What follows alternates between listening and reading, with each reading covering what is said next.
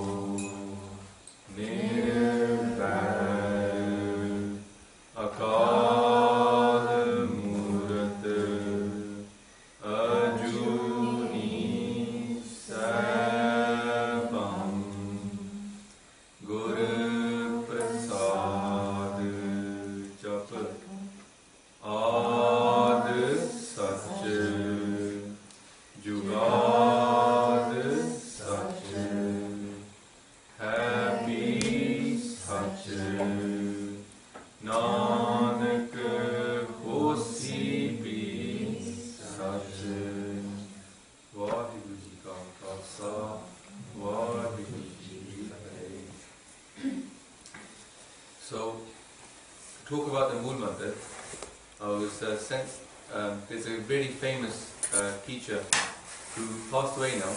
He's called something Maskeen. Very famous Kathavachik. So say Kathavachik means somebody who does this course on Gurbani. All of his stuff is recorded, and I was looking through it, and it took him 15 sessions, or 14 sessions to get to Kartapurk, and each session was about 50 minutes long. So the Mool Mantra is really, really deep. And as I say in Gurbani, often the same word can have two different meanings depending upon the context. It's very deep, like life as well. You can say one thing one day, and you can come back upon it another day and see another deeper message. So obviously, in talking about Gurbani, I'm going to end up making some mistakes, or I'll give some viewpoints that are mine, or not something which is as deep as it should be. So my apologies in advance for that. What we can do is try and go through really slowly and try to understand what this Mool Mantra is, and why did Guru Nanak Ji give that right at the beginning of Guru Granth Sahib Ji. And it doesn't just come right at the beginning. Throughout the whole of the Guru Granth Sahib Ji, you will get passages which start with the Mool Mantra. Now just to clarify, up to Nanak Kosi such, is actually 3 mantras in one. So just to go to just give you the kind of background of the talk, then we'll go into some history and then we'll come back into the talk itself. Traditionally, there's 5 mantras within the Sikh kind of faith. So the first one is called the Beej Mantar. Now, amongst the Kundalini Yoga environment, normally the Satnam is called the Beej Mantar. But in the traditional schools where I've learned from, they would say that Ik Oankar is the Beej Mantra. So that's the first thing it starts off with. So you've got the Beej Mantra. The whole thing is called the Mool Mantra. And then also from Ik Oankar to Good Prasad is called the Maha Mantar. Now if you know what Maha means wow, great, the great mantra. And I'll just go into these 3 things and why they're so important. Obviously, everywhere you see Sikhism, you'll see the Ik Oankar. It's kind of synonymous with Sikhi or Guru Nanak. And in fact, the story goes that, bless you, when it came to Guru Nanak Dev Ji getting married, he actually wrote this down on a piece of paper. He refused to get married around the fire, and they got married around Ik Oankar. Yeah? It's an interesting Ik Oankar, because it starts with a number, isn't it? It doesn't start with a word, it starts with actually a number. And from my understanding of all the texts out there, the holy text is what I call them, it's the only one that starts with a number. Ik Oankar. Then up to Guru Prasad, again it's a Maha Mantar. And this Maha Mantar is the one that is repeated throughout Guru Granth Sahib Ji. At the beginning of lots of shabads or hymns, you will get this Maha Mantra repeated. And it's important to understand the history of that. And then you've got this word, Jap. And the Jug, I will come to it in a little while, it has two different meanings. And then you've got something which is Adi Satya, Jugadi Satya, Happy Satya, Nanak, Hosi Pi Satya. And that is a salok, like a small slok, like you have at the end of Japji Sahib, Salok, Pavan, Guru, Pani, Pita. And this salok comes up, for example, in Sukhmani Sahib, the salok is Adi Satya, Jugadi Satya, Happy Satya, Nanak, Hosi Pi Satya. Instead of P, becomes Pe. A little bit changed, but this slok comes in Sukhmani Sahib as well. So you've got these, the Mool Mantra itself consists of the Maha Mantar up to Guru Prasad, then Jap, and then the Salok. Now, to go into the background of this is Guru Nanak Dev Ji, when he came on, was born into the earth. And he was born in 1469. So you see a t-shirt brand called 1469 out there as well. That's what it refers to. Now, in 1469, he was born into a family which was pretty much a Hindu family, and everything that was Hindu. But the country was controlled by the Muslims. So when he grew up, he was first sent to the traditional teacher, which was a Pandit, the Hindu learned priest. He learned from him, and the Pandit said to him, you know, I can't teach you anymore. You've surpassed me. So then he was sent to the other school of thought, which was the Maulvi, the Muslim priest. So he learned from them. So as far as we know, Guru Nanak Dev Ji would have been able to read the Quran, would be able to understand it, would have been taught how to read the Bhagavad Gita and the Puranas and the Simritis. And then he would have basically learned all these two languages, so Sanskrit and Persian and Arabic. So he would be able to sit down like we are now and talk about the Quran to someone. Yeah? Obviously I can't, but they could. So they had all this knowledge when they were growing up, but there was something inside them that wasn't satisfied. Yeah? They hadn't managed to, with those two traditions, achieve what they wanted. So they were looking to achieve something. And they got married at a very normal age at that time, 14, 15. They had householders where they had 2 kids. And they had gone, like you might do to your, move around, they'd gone to live with their sister and her family in a place called Sultanpur.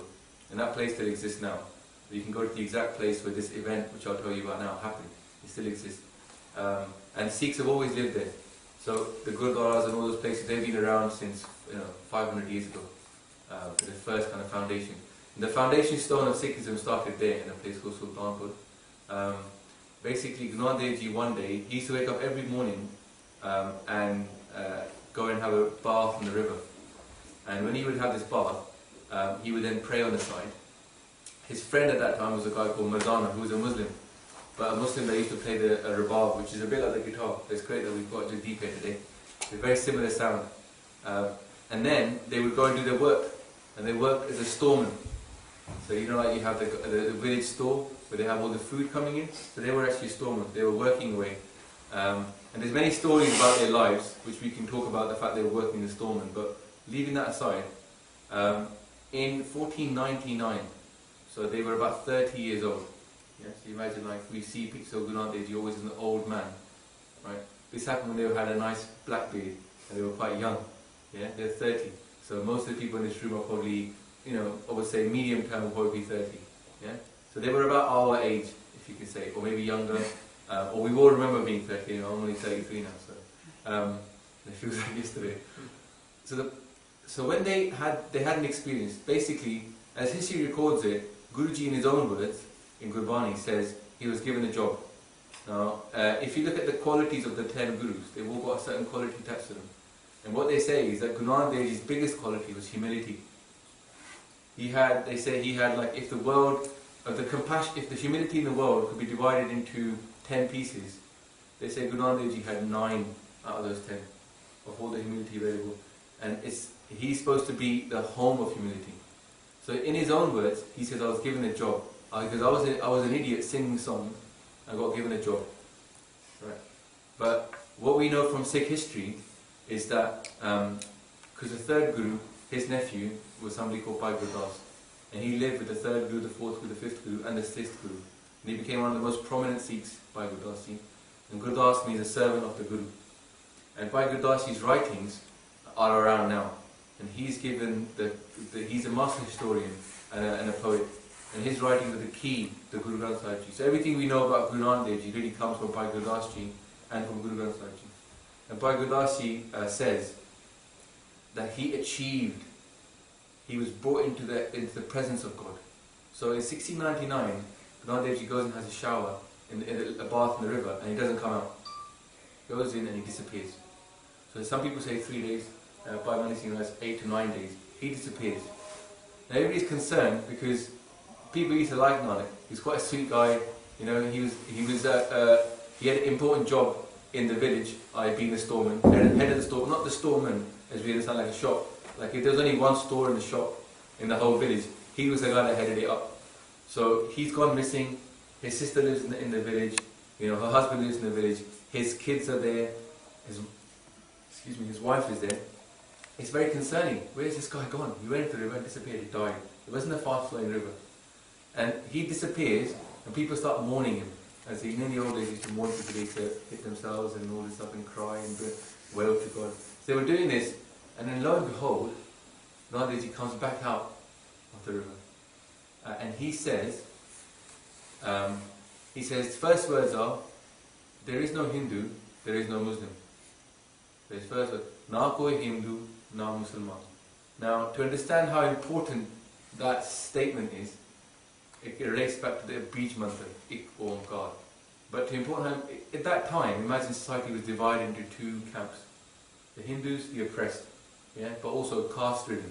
Within the Hindu culture, you have caste, which meant you couldn't change your caste. It's not like nowadays, earn some money, and then, you know, you're the newly rich, the nouveau rich, and then you're no longer part of that, the lower caste class. It's not class, it's caste. You can't change your caste. And not only could you not change your caste meant you had a job. You couldn't change your job. So from birth, you were trained to do one job and one job only. That's the only job you would ever do. It's very different to what we understand nowadays as class. If you were a son of a leather worker, you were going to be a leather worker. And if you ever tried to do a different job, you get beaten up. And even to this day, right now in India, in villages in India, if you try to change your job, as in your caste, you get beaten up. So the caste system has not gone away in India. It was very stratified back then. For him to stand up and say there is no Hindu, there is no Muslim, having been schooled in both these two traditions, was a blasphemy. You know, he could have been killed. But because they liked Nanak, they said, what are you on about, Nanak? What are you coming out with? And then he said that he'd been to the court of God and he'd been given the Maha Mantar, Ik Omkar, to Guru Prasad. So stories like this. Guru Nanak Dev Ji basically within this time, he goes into the water and disappears. He then gets called into what we call the throne, or let's say the darbar is like a good word for it. Like a king has a court, yeah? And in that court there's like courtesans and people singing and, you know, all the important people there. And then there's a throne. And on that throne there's a king sitting, right? And he's conducting the business. So he was brought into that court like a person brought in. And he was given, at that point, he was given Amrit to drink. Like we drink Amrit now. He was given Amrit from Vaheguru in a cup. He drank it up and then he was given this mantra. And the conversation goes like this. They said, Nanak, what are you doing? He goes, I'm just praying to you. He goes, Nanak, go out there and spread the name. And the Guru Nanak says, how can I spread the name? I'm not a guru. He goes, how can I become a guru and teach people when I haven't got a guru myself? And traditionally, in India, you became a guru when somebody else who was the guru made you a guru, right? So you had to have had a guru to become a guru. The Guru Nanak didn't have a guru. So what he said, how can I become a guru and I haven't got the... And then he was told, the Shabad will be your guru. The Shabad, we mean this word, the message. The message will be your guru. Effectively, Vaheguru will be your guru. And nowadays even, the Shabad is our guru. For the Sikhs, they bow to Shabad. The same guru that Guru Nanak Dev Ji had, we have the same guru, the Shabad. And in Gurbani it says, Shabad Guru, Surt Tonu Chela. My Surt, my consciousness is the servant, and the Shabad is the guru. You see? So even now there's somebody called Shabad Guru Singh. That's a beautiful name because that is the actual guru. The guru is the Shabad. Now, what he was given then was up to Guru Prasad from Vaheguru direct. So this is the Shabad that made him the guru because it became his guru. And it starts off with Ik Omkar. It's a really, really deep word, this ik onkar, because you know some people translate it to mean there is one God. And that's a very simplistic translation. It's not wrong, because there is only one God. There's nothing wrong with saying that. But what we mean by God is also a confused concept, because the word God instantly evokes an image in our head. Yeah? That image may not be the right image to have in our head when we're talking about the ik. So the first word is ik, and that's the letter one. So it starts off with the letter one. And ik, to give one translation of ik or God, it means that the one who made everything, the one who is the only one there is. There is only one. I say that if you watch the Highlanders, I watch it very well. There is only one. Yeah. So everything came from this one, right? So it explains that everything is one, and everything has come from the one. So this one, ik, imagine just a singular being, and om is a sound current. This is the word that Mala says made the world. This om is actually the sound. So it's very similar to the Hindu sound of om, but it isn't om, it's om. There's a little in there. And as this happened, om, this is the whole world was made. Creation expanded out. So it's a process it's describing. And akar, the word akar in Punjabi, means form. Yeah? So the world as we see it now, this creation, expanded from the one. So if you say, where is Vaheguru? Vaheguru, we're inside Vaheguru. Vaheguru isn't away from the world. We actually are inside Vaheguru right now, because the ik expanded out and made the creation. And the ik is the creation is inside that ik. And also the ik is separate from it. If you're going to blow your mind a little bit. The ik is, the creation is inside the ik and it's outside the ik. It's everywhere, it's within it and it's outside of it. So we can't understand the ik. Yeah? But the ik is where it came from. Now I was thinking about this the other day. Guru Nanak Dev's message is singular. What I mean by that is, he was always asked, the world is duality. Everywhere he went, people said the world is duality. There's good and bad, you know, there's positive energy, negative energy. And Guru Nanak Dev's message was, there is not duality, there's only one. So that's why the ik is really important, because to understand Sikhi is to understand how do you transcend duality, and how do you become one with the one, and just one, and nothing else but the one. So this is the message. So the ik, they say, you know, even if you look at the molecular, if you study physics, at the molecular level, there's neutrons, protons, and electrons. And if you can imagine, everything in the whole world is made from these three things. Electrons, protons, and neutrons. Electrons are negatively charged, and obviously protons are positively charged. So actually, that duality exists at the very molecular level. And I was thinking about this. Imagine even water. We drink water, and it's beautiful, yeah? And when you're thirsty, there's nothing better than a glass of water going down your throat, and you feel so happy, and you're blessed with life. Water is life-giving. But water is two gases, hydrogen and oxygen. It's not like a gas, right? But it's actually just two gases. And all those gases are more electrons and neutrons floating around, and it looks like something. So if you look at the molecular level, the whole world is a dream. It's only made up of two things, or three things. Neutrons, protons, and electrons. And yet we think we're real, yeah? So what we say, and even those can merge back into the ik, the one. And there's if you study physics even further, it says that everything being electrons and protons are far away from each other. They're not close to each other. They're floating away from each other like the Earth is floating from the Sun. Very, very far away. That's how far the orbit of the electron is. And if you were to take away the gaps, for a second, if you thought, take away the gaps between the protons and the electrons, you know how much real matter there is in the world, in the whole galaxy? It's about a sugar cube's worth. So the whole of the expansion we see now is only about a sugar cube's worth of actual matter, of protons, neutrons, electrons. So you can blow your mind a little bit to understand like what ik means, yeah? Ik means it's all just one. Everything has come from the one. And this ik is where we are inside, effectively. As far as we're concerned, when you meditate, you aren't connecting to anything which is away from you. It's connecting with what's already inside you and what's all around you. So if we can just, when we come to talk about the Vaheguru Mantar, we'll talk about the analogy of understanding Vaheguru being around us, and do a meditation which is based upon not connecting something which is from here to here, but something which we're actually totally inside right now. So the ik, with the sound of Om, made everything a God. And that becomes ik Om God. It's a process. The one with the sound made everything. Right? Whatever you see. And whatever you see has to go back to the one. So it's not a one-way process. Maharaj says that it comes out and it will go back in. Right? So it's like a breath. Literally the whole world is almost like a breath inside Vaheguru. It goes up and it goes back. And that's where we're going to end up. And also our journey as a human being is also to come from the ik and go back to the ik. So when we look at this as a message for the metaphysical world and what we can see out there, at a spiritual level, we've come from the ik. And with that sound inside us, the breath that was given to us, like our body being like some kind of cave, within that cave, the breath of life was given to us by Vaheguru, with the sound as well, a breath. Yeah? And then, when we finally merge back in, we have to, either this life or the next life, we have to go back to that one, then that life will become back to the ik. So it's like a two-way process, ik Omkar. We're going to go back. So imagine like, we could talk about ik Omkar for a long time.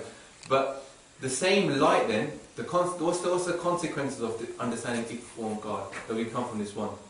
One of the consequences is that there is no religion. Yeah? But it kills religion. Right? Because previously, when Guru Nanak came out and he said, there is no Muslim, there is no Hindu, that's what means ik. Yeah? That there is no religion. All you've got is a fallacy that there is religion. So it looks funny because, you know, I look quite religious, yeah? Right? On the average person in the street would look at me and think, oh, he's definitely part of a religion. But imagine, this is a religion which doesn't believe in religion. Yeah? If you can get it that way. Right? Because there's only one creator. So therefore, there's only one light manifest everywhere. And that one light manifest everywhere means that even though we are fooled by skin color and by language, by all these things, those things aren't real. The soul is the only thing that is real. And that one made us all. So there's no religion. Yeah? So therefore, if you imagine religion now, if you wipe out the idea of religion and just think the one, and there was enlightened people. That's it. There's only the one and enlightened people, and there is no religion for a second. Just imagine the world without the religion, and imagine all the people, yeah? There is no religion, there's only people that had access to that truth of the one, the ik. And all we're trying to do is take as much of that truth as we can and find a way back to that ik. So that's the whole of life, is that as well. It's that we've come out, we want to go back to that ik. And that, so the divine light in all is the ik. Sab mein jyot, jyot hai soi. That's the way it says in the Kirtan Soila. That in everybody there is that light. And that light is not their light, it's that light. It's the one's light. So we, as a concept, don't exist. You see what I mean? Yeah? We tell ourselves that we exist, but what Maharaj is telling us, that we don't actually exist, only the one exists. So we fool ourselves into believing that we are real.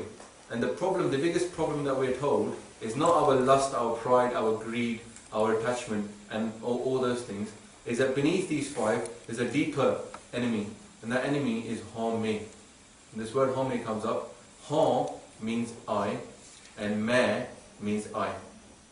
So it's I. Yeah? Yeah, but the word home, it comes in Japji Sahib, right? Because Nanak hukme je buje, ta home kahe na koi. And that home will not speak if we understand the way the hukum, the world, the rules of the world, so to speak, yeah? That's what that line means. We'll talk about it tomorrow in the meaning of Japji Sahib. But home in Gurbani, the word home is used, say, hom vari, hom varne. I am a sacrifice. Home. So home means me. And then me also means me in Punjabi. So home means I. It's a sense that we exist. When you say I exist, you not acknowledge that the Creator exists, and that we're actually the Creator inside. We don't actually exist. When we say we're the Creator, it's the wrong way to look at it. We don't exist. The Creator is the only thing that exists. So some people start getting a bit too You get confused by saying the light of God is inside you. They start thinking that they're God. Right? You have a divine aspect inside us. The divine aspect has nothing to do with us. It's from the divine, it's of the divine. We're actually the mistake, as in the sense, not the mistake, we're actually the construct that doesn't exist. The real construct that exists is the one. So, that sounds like there's a separation. Only, okay, I'll explain it to you. I was going to use an analogy a minute ago, so that's perfect that you brought this up. The analogy that we're told is something like this. You have an ocean, and you take a glass from the ocean, and you look at it. Right? Now the glass, it looks like a glass of water, and the ocean looks like an ocean of water. Yeah? But what's inside them? It's just the ik. Now what if the glass started thinking, I'm by myself, I'm alone, and I've never been part of any ocean? It's not true, is it? Yeah? The glass has come from the ocean, and the glass is only as real as the glass itself is. What's inside it is the ocean. And now imagine now that glass hasn't come out of the ocean, but it's just been, it's a little plastic bubble, you know, or like a bubble inside the water itself. And it starts thinking it's separate from the ocean. But it's a bubble. And when it pops, it goes back into the ocean. That's the analogy we're going to use when we meditate upon it. Imagine that, that's how real we are, Guru is saying, that bubble is how real we are. And when it pops, it's going to go back into the ocean itself. And we're inside it anyway. So, it's quite so that's, to understand Ik Onkar is to understand the whole world. And that's why it's called the Beej Mantar, the seed mantra. Because with this, if we keep thinking about Ik Onkar, we will understand that actually we've come from the Ik. And then we can go back to the Ik, just with Ik Onkar. Because we forget that we are actually real, and the only thing that is real is Ik, and we are Ik. And then the we fix it doesn't become real either. You say I, Ik, that's it.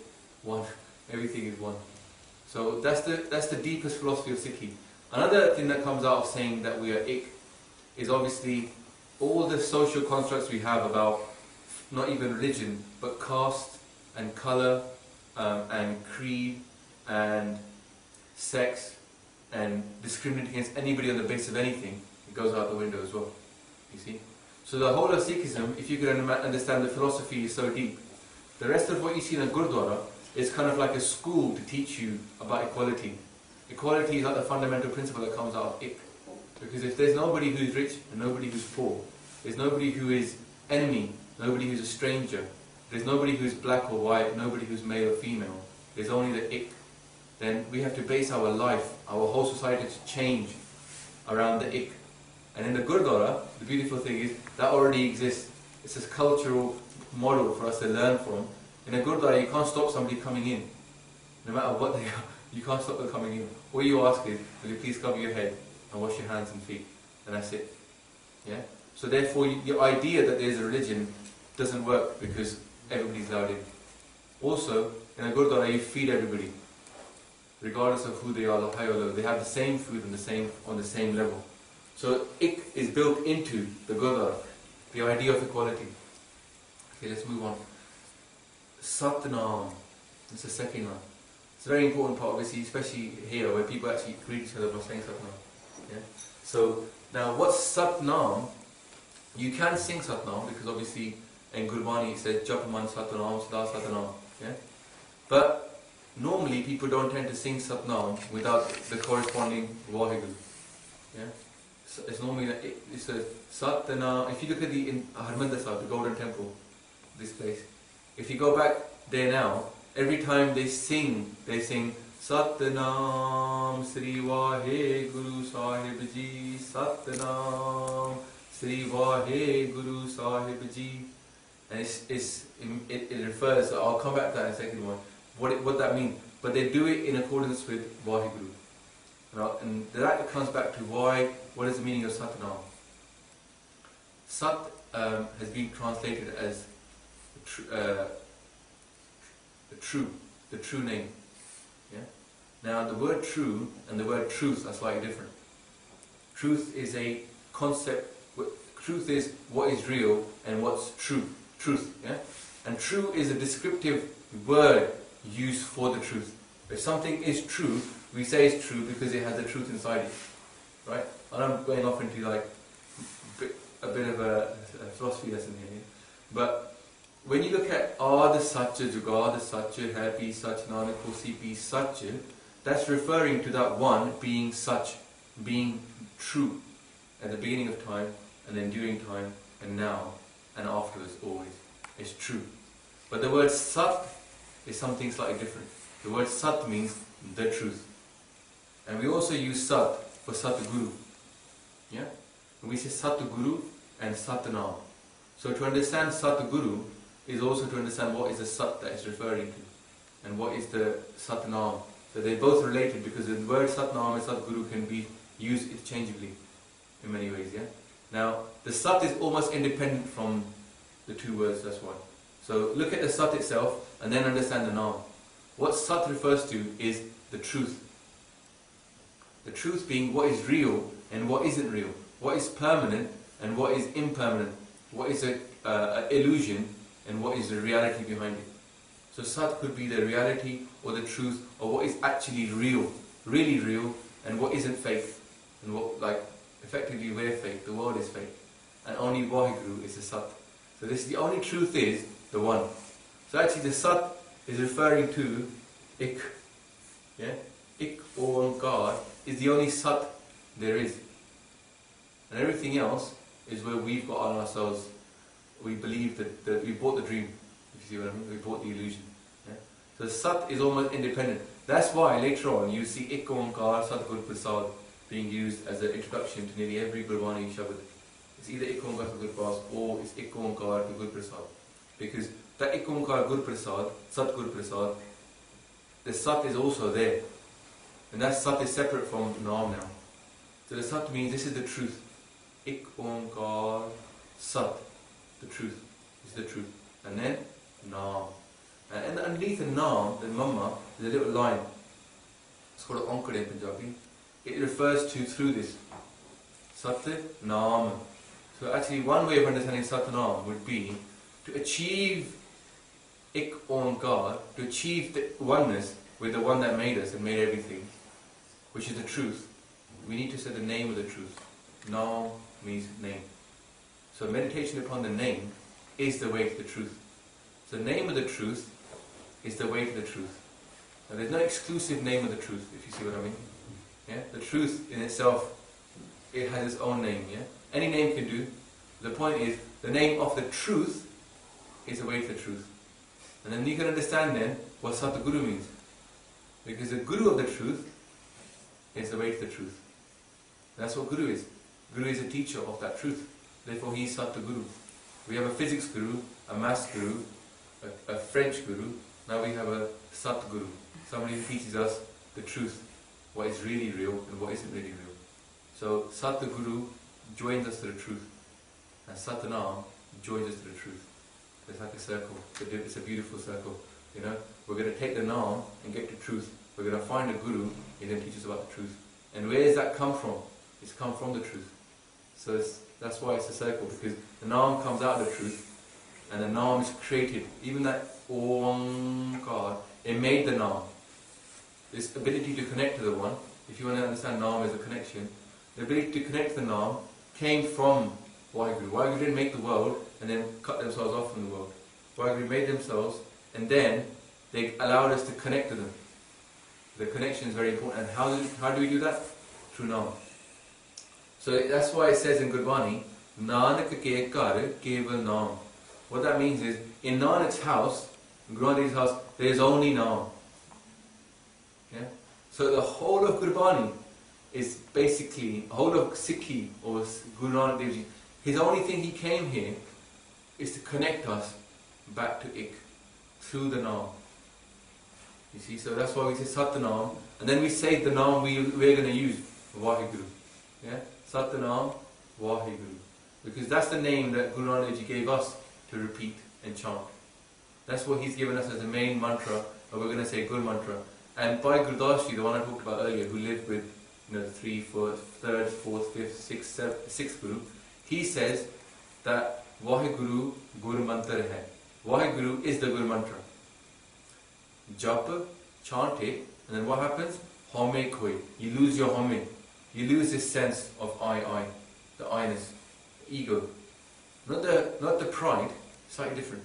Pride being pride in yourself. Ego is much deeper than pride. Ego goes to the point where you think you are real. Yeah? That's the ego part. So that's what Maharaj is saying, that this Naam that we've been given is the Vaheguru Mantar. That's what we will repeat to get to Vaheguru. Ik Onkar Satnam. We've been going for about half an hour just to get the first 2 letters. Yeah? But Satnam doesn't just mean, it means, like, it's true to say that our identity is the truth, because that's the only thing that's real. Yeah? So when we say that name, it means my identity is the truth. That's also true. But Sat, Maharaj is saying, is the only thing that's real, and Naam is the way to that truth. So the whole of Gurbani is explaining Naam, how to get there, how to do it. So tomorrow when we go to Japji Sahib, we'll see why Japji Sahib teaches us about the Naam and how to get there. The next line. After that, by Guru Das, there's 5 words given for Vaheguru. 5 names also given for Vaheguru, just there. Yeah? And the first one is Karta Purakh. Now, Karta Purakh. Karta means the doer, the one that does anything. If you imagine, I do something, I didn't. The doer did something. Everything is by the doer. Karta. And Purakh means the being that does. So he is Karta Purakh. So when we understand, like, in the whole of the world, there's the biggest dilemma that people face, is why did God do bad to me? You know, this biggest problem people have, like, they always say, why did this happen to me? So this Karta Purakh kind of answers that question, because it tells you the truth of what it is. The Creator does everything, good and bad. It's the only thing there is that's doing anything is Karta Purakh. So our reaction to it is in our head, fair enough. We might react against it, but actually everything has come from that one. He's the only one that's doing anything. So when something bad happens to us, the person who doesn't believe in the one, doesn't believe the one is real, the word belief is wrong. Belief means to have an idea, but not to know. The person who knows the one is real, and can connect to the one, doesn't worry. The reason being, they have no doubt of the one's existence. And if they understand the one's existence, they understand Karta Purakh means that the one is doing everything. So then they live in bliss. They chill out. Yeah? They realize the one is doing everything. I don't have to worry about it, because we know the one is very loving, it's our beloved. So the child sort of trusts the mother. You see what I mean? The trust of the one is an intrinsic part of connecting to the one. When you connect to the one, it's a loving love. You feel blissed out, you feel full of joy and love. So you trust the one. Therefore, the one can't do anything bad to us. Yeah? So then the Karta Purakh means that when something bad happens to us, we think, it's not bad, the one did it. Yeah? And I love the one. And I trust the one. Yeah? So the connection is the important part. Without the connection, none of this stuff makes any sense. It's like looking at it from the outside and wondering, sounds a bit strange. Connect first, and all of this stuff will make sense. Yeah? So that's why the Naam comes before Karta Purakh. We have to connect first. Understand the theory, Ik Onkar. Understand the way to the one, through the Naam. Connect, and then you say, Karta Purakh. Everything is made by that one. Everything is being done by that one. Why am I stressed out? What am I worrying about when everything is done by the one? And the word in Gurbani, for those that understand Gurbani, says, So karta chinta kare jin upaya jag. This is from Asakiwa. And what that means is, that karta, that doer, is the one who worries. He is the one who worries because he's the one who made the world. Not me. I didn't make nothing. Yeah? So I don't worry about it. Yeah? The word karta is used there as well. So to understand Karta Purakh is to just chill. A supreme chill. I didn't do anything, I'm not doing anything, I'm no one. I'm not real. And then the word Purakh has a second meaning to it. So it's the being that's doing everything. The word Purakh has another meaning to it. It means it's the male element. You can understand, like, the world may be female and male element. For us, in Sikhi, it's the most feminine of all religions there are there, because we are all women and Vaheguru is the male. Yeah? In Sikhi, the theology is feminine. To get to God, you must be a woman. Yeah? So in Gurbani, the line comes up, says, everybody is a woman, the one is a male. So to be a bride of God, if you read Gurbani, if you read English translation, you'll see, oh bride. And Guruji says, I'll go and ask my sisters, how do I get to God? How do I meet my husband, Lord? My sisters. He doesn't just mean the females, he means all of us.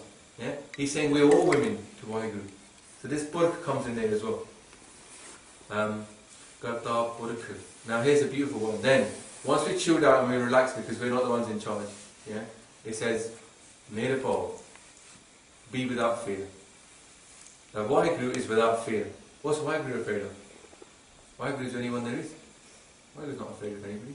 There is no fear to be had when we become a Nirapal. And if you meditate upon Nirapal, Gurbani says you'll become without fear. Now it's not the fact that because the one is doing everything that we just give up. So it's got to curl up in a corner and die. You know, some people think, oh, what's the point? I can't do anything. Why are you doing everything? I might just curl up in a corner and die. Now Maharaj is giving us a way of living which is in tune with the one. And we do that way of living, but we shouldn't be fearful of anything. Because you know what? Everything in life is a test. If you live in accordance with this way of the one, you will get tested every time. People will try and kill you, in fact, at some points, if you stand up and say the truth. If you were in China right now, and you lived in the way of the truth, and you said, this is wrong, you'd get killed. Right? Fact. So a blind guy right now, who's escaped to the US, everybody's praising him. The only thing he ever did to make him such a danger to the Chinese state was he decided to talk about forced abortions. I mean, this thing has been around for 50 odd years. Everybody knows Chinese getting forced abortions. He just stood up and documented it. And he was persecuted in such a horrible way. What if you stood up and said the whole thing is wrong? It denounced the Communist Party. You wouldn't exist anymore. The Sat is a very hard way. The truth, what is real, and saying what is true, Mara says, be nirpo, without fear. But then, correspondingly to without fear, is nirvair. Now the word vair doesn't just mean enemy, it means the idea of having somebody who's against you. Here's you, and here's somebody who you think is against you. A vairi. You know, vairi means somebody who is your enemy. To have no vairi means to have no enemy. So basically, if you imagine somebody who's got no fear and got no enemy, only got love. Yeah? Because they're full of this satna, and they're not scared of anybody, but they've also got nothing against them. They go anywhere they want, and they're full of happiness and calm and chilled out, but they're not at all thinking no one is against me. So that's why, for example, a Sikh is very happy to go into a mosque. I've been to a mosque, and there's nothing wrong with it. Go to a church. When I was in the army for 4 years, we should go to church every Sunday. And I'd be sitting there belting out the hymns, right? And the soldiers who were CRE, right, which nowadays means nothing, yeah, they would be like, why are you singing the hymn, sir? Yeah, you're supposed to be a Sikh. I was like, there's only one God. What's confusing about all of this? It's the world that imposes the confusion by the divisions. To be nirvair means there's no enemy of you. And also, you harbour no ill will towards anybody.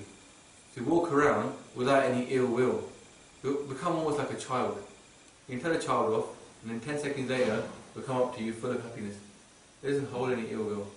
It just sees everything as beautiful, you know. So when they say, like, when Jesus says, you know, you have to be like a child to get into God, kind of that is this nirpa or nirvair. Child's not, it's fearless. You know, you have to tell the kid, don't fall down the stairs. The child will never think of it. They'll just go for it and think, maybe I can, and you find them at the bottom of the stairs, you know, crying. I've got kids, so you put gates up everywhere, trying to block them. Because you don't know what they're going to do next, because they're fearless. And the same way, they've got no enemies. Yeah? We can learn a lot from that. Nirpa, nirvair. And Vaheguru is also without enemy.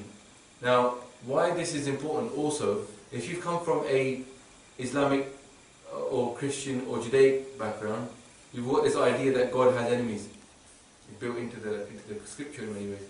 That some people went there, some people were the favoured people, and some people were not the favoured people, and then some people got smoten by God, and off they went from the place, and then they fell into iniquity, and they got smoten some more, and they finally realised their mistakes, and they came back into the path of righteousness. Then they forgot again, then they got this idea, right, the reason it goes against what we think is because we think God should be impartial. The Lord should be impartial, we think God should be impartial, we think God should love everybody. It doesn't make sense for God to just love one group of people. Yeah? Because ik has come from the ik. So this kind of talks about that part as well. Yeah? Nirpo, nirvair. There's only no fear, no hate. There's no special people. So when we Sikhs think we're special, it's not true. So Sikhi, the religion, doesn't call itself special. Yeah? And they say, oh, you should become a Sikh. So when we go out there, people say Sikhs don't preach. That's true. We don't tend to preach nowadays. But Guru did used to preach. But when they preach somewhere, they didn't necessarily say become a Sikh.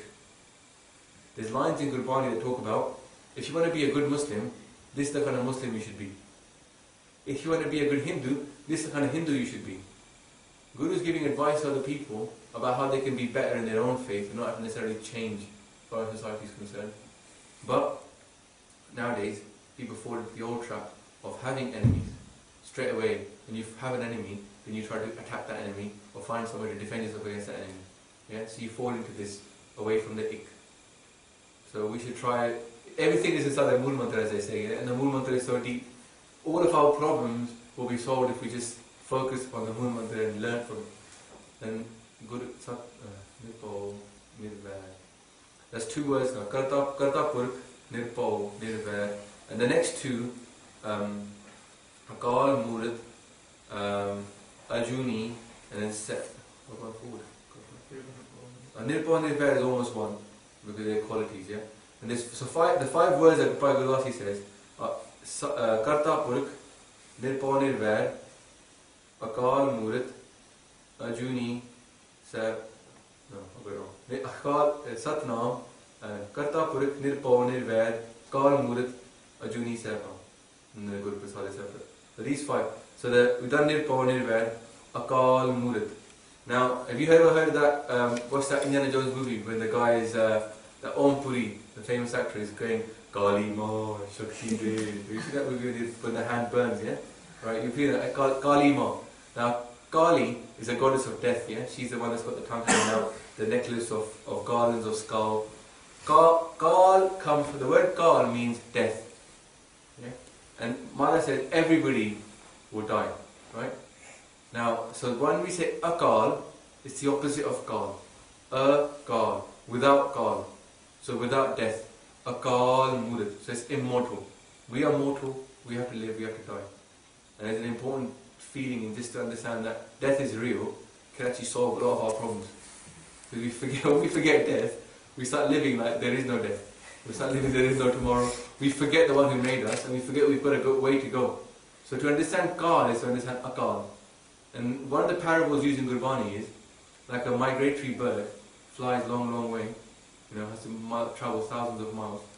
Then the same with us. And this life is the same as having one stop of that bird for a bit of food, a drink of water, and a little sleep, and off it goes on a 1,000-mile journey.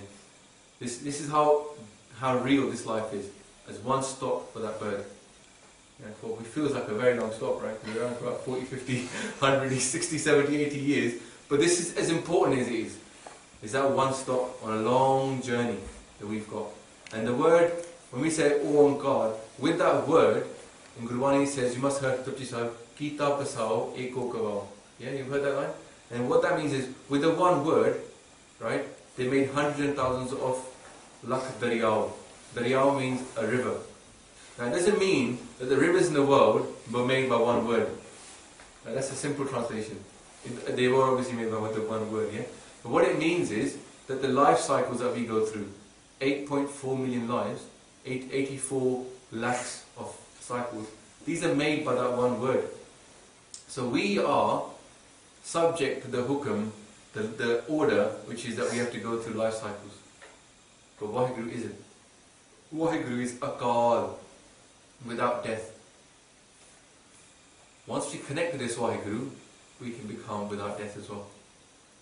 Because death is the end of this life and back into reincarnation in another life. But if we connect to that one, then we don't die then. Our life finishes, but we, as our soul and our consciousness, it continues into the next life. Right? Into a bigger life. We become immortal. So actually, when we say Sat Sri Akal, people say as a hello. We're saying the true is Sri Akal. We're giving it a name now. The Akal has become into a name. Sri Akal. See, the same as we Satnam Sri Vaheguru. Sri Vaheguru means you made it into a name. And so when we say a name for God, Satanam, even Akal can be used as a mantra. And the Nihangs do it a lot. Yeah? They do Akal Jog. There's a friend of mine, his son is called Akal Jog, which means the chanting of Akal. And the Nihangs will do Vaheguru Mantar and Akal. Because it's a very like a very strong mantra. You understand? You become fearless. Because you think, I'm going to be immortal. For a warrior, to be thinking he's immortal is quite a good thing. Yeah? Because he's not scared of death. Right? And he's going to have to go and fight. He's probably going to die anyway. So be fearless. And Akal is one word used. Akal Murat. So the form of Vaheguru, the word Murat means form, like an idol. So in Hinduism, the thing that is they bow down to is called a murti. Murti means an image, yeah, or an idol. And what Guru Nanak is saying is, or Vaheguru told Guru Nanak in the Maha Mantar is, my form is immortal. Yeah? So therefore, all the idols that we have are not real.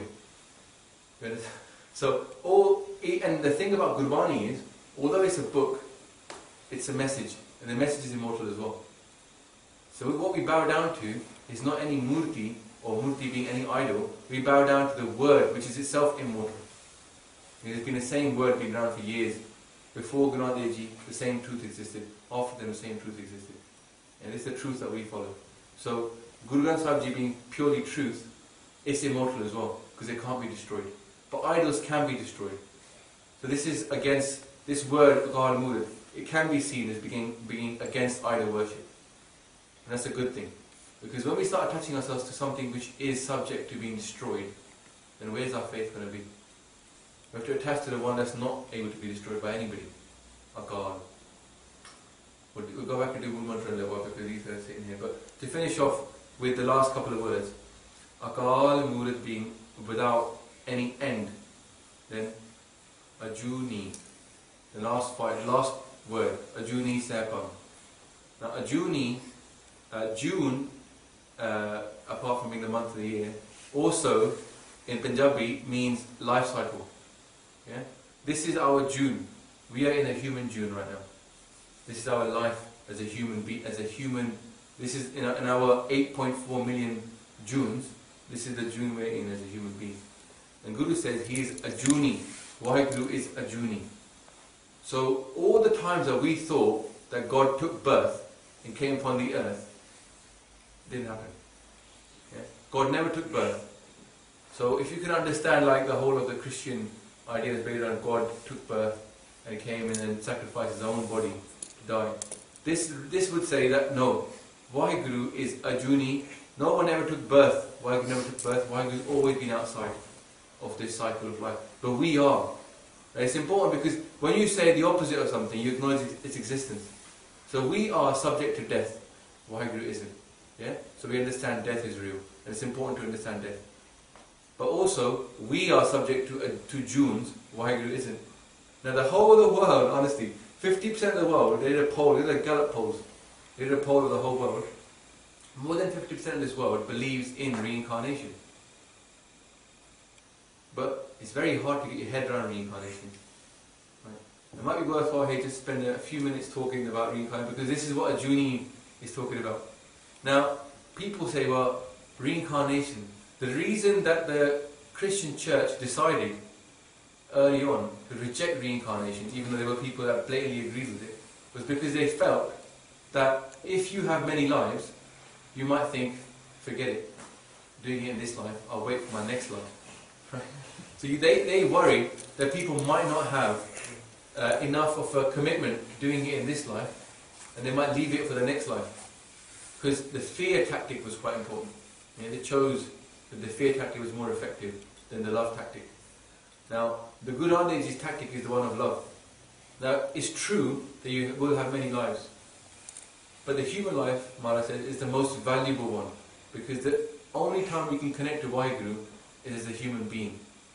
We can't do it when you're a dog and a cat, and a different kind of animal or a insect. Now, what it says in Buddha says something quite interesting. He says, if you drop a needle from the heavens, and it landed on a needle on the earth. Imagine you're in an aeroplane and you threw a needle. and you expected it to land on a needle on the earth, because that is how likely you are to be born as a human being again. That's how valuable this life is.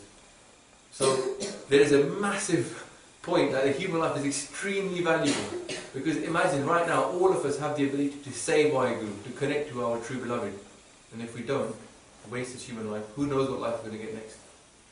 You know, might have wasted it, you might end up coming as a cat or a dog or whatever else. The reality of that cycle is something that we kind of forget. But if I was to give you an example, if you love somebody, let's say, you know, we all like watching love stories because it reveals something so much inside us. We've had Romeo and Juliet and, you know, all the famous Punjabi love stories. If you love somebody, and you fell in love with somebody, and someone said to you, why don't you take a break in this life and see him in your next life? Who would buy that? If you all really love, just put your hand up, and I'll be in love now with my wife. But anybody else want to sort of not see that person again for the rest of this life and come back and see him in the next life? No one will take you up, yeah? It sounds crazy, doesn't it? Because when you're in love with Vaheguru, you won't want to wait until your next life to see Vaheguru, you'll do it now. So this is why it's a love tactic, yeah, and not the fear tactic. Vaheguru is so great, it is your other half, yeah?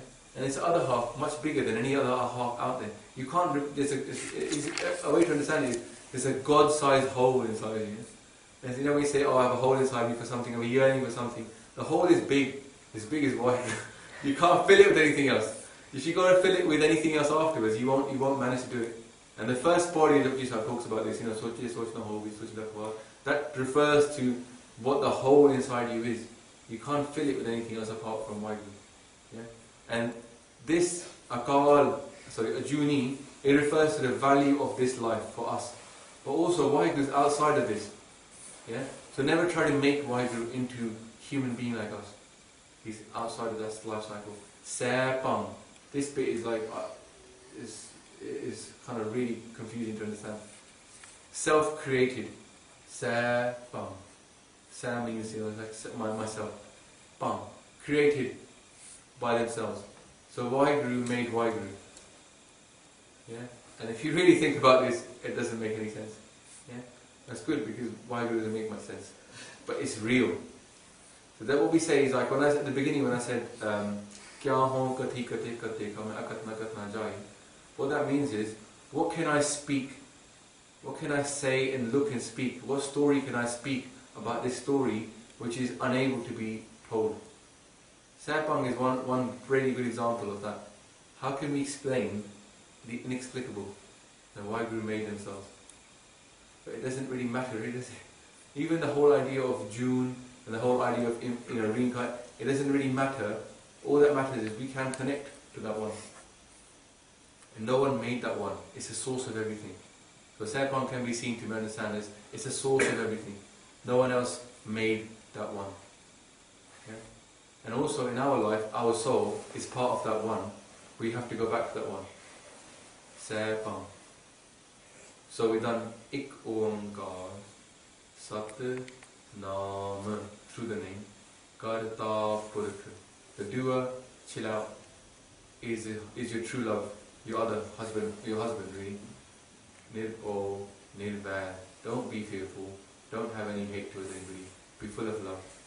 Akal Murat is immortal. To be immortal, you must become one with the one. Ajuni Sapang. We are in June. Be afraid. Also, don't be afraid, because we can get back there to that one. Sapang. And Sapang can also have one meaning, that we have to do it. See? We can't not do it. You see what I mean?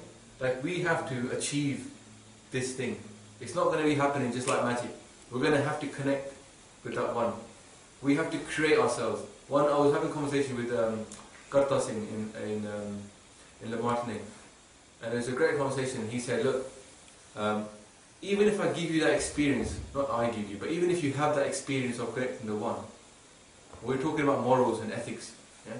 And even if you have that experience of connecting to one, you know, one day you're sitting there and suddenly you feel like mega bliss, disconnect from your body, whatever it is that happens to you, you have an amazing experience, you're in tears, what happens next? You come back to earth, so to speak, yeah? And you have to get on with your life, right? Isn't it? And creating yourself means that once you've had this experience, you have to create the person you want to be. Your morals and your character has to be remade in accordance with the divine truths about life. And those truths are the ones about compassion, about righteousness, about equality. These things are what make us real, yeah, and make our personality. So we have to create our personality as well. The enlightenment is one thing. Following the enlightenment is a lot of hard work to do. You have to create the person that you have to be, the loving, giving, fearless, and without enemy kind of person. We have to make that person. We have to change our character.